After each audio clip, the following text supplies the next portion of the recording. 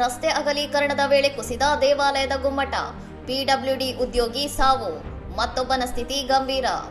ಉತ್ತರ ಪ್ರದೇಶದ ಚಂದೌಲಿ ಜಿಲ್ಲೆಯ ಮುಗಲ್ಸರಾಯ್ನಲ್ಲಿ ಶುಕ್ರವಾರ ತಡರಾತ್ರಿ ರಸ್ತೆ ಅಗಲೀಕರಣಕ್ಕಾಗಿ ಹಳೆಯ ಕಾಳಿ ದೇವಾಲಯವನ್ನು ಕೆಡವುತ್ತಿದ್ದಾಗ ಗುಮ್ಮಟ ಕುಸಿದು ಬಿದ್ದು ಪಿಡಬ್ಲ್ಯೂಡಿ ಉದ್ಯೋಗಿ ಬಲದೇವ್ ಯಾದವ್ ಮೃತಪಟ್ಟಿದ್ದಾರೆ.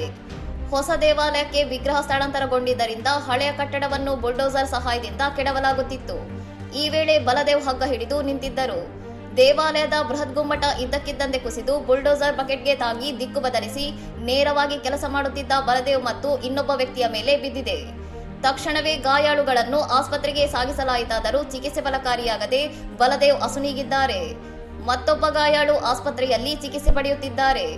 ಸುರಕ್ಷತಾ ಕ್ರಮಗಳಿಲ್ಲದ ಬಲದ ಸಂಯೋಜನೆಯನ್ನು ಅಂದಾಜಿಸದೆ ಕೆಡವುವ ಕಾರ್ಯ ಕೈಗೊಂಡಿದ್ದ ಪಿಡಬ್ಲ್ಯೂಡಿ ಇಲಾಖೆಯ ನಿರ್ಲಕ್ಷ್ಯವೇ ಈ ದುರಂತಕ್ಕೆ ಕಾರಣವೆಂಬ ಆರೋಪ ಕೇಳಿಬಂದಿದೆ.